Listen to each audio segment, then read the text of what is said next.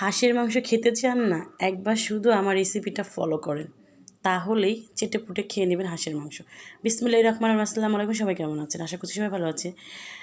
এইটা হয়েছে আমার নানি বাড়িতে পালে সেই হাঁস, পুরুষ হাঁস আমার নানি আজকে পাঠিয়েছে আমাদের জন্য।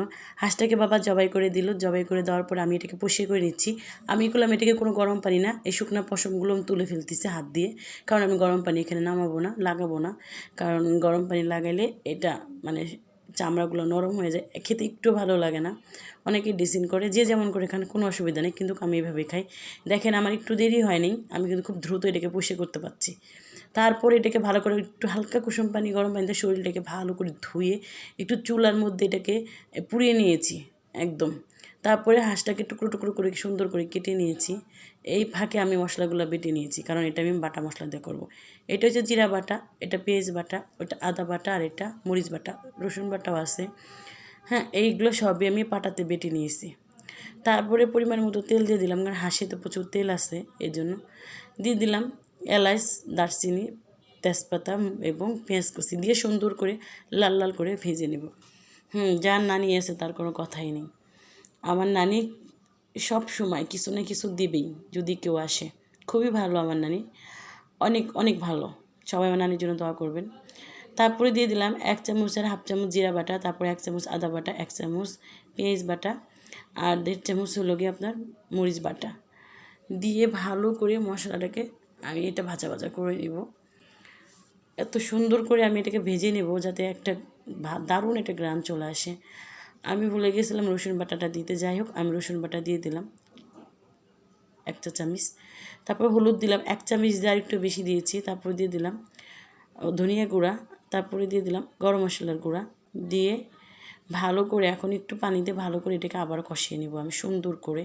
তরকারি কিন্তু স্বাদের গুণাগুণ হয় তরকারি কষানোর মধ্যে, ঠিক আছে? আপনি যত মশলা কষাবেন তত ভালো। তারপরে দিয়ে দিচ্ছি 1 চামচ লবণ, আরেকটু দিয়ে দিচ্ছি কারণ লাগলে আমি পরে অ্যাড করব।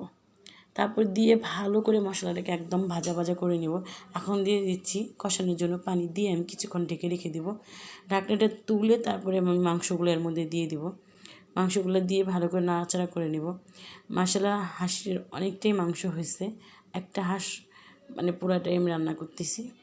যাই হোক, এখন আমি এটা সুন্দর করে নাড়াচাড়া করে দিচ্ছি, নাড়াচাড়া করছি আর মনে করছি আমার নানির কথা, যে আমার নানি কত যত্ন করে হাঁসটাকে পালছে। আর এখন হাঁসটাকে আমি কেটে রান্না করতেছি।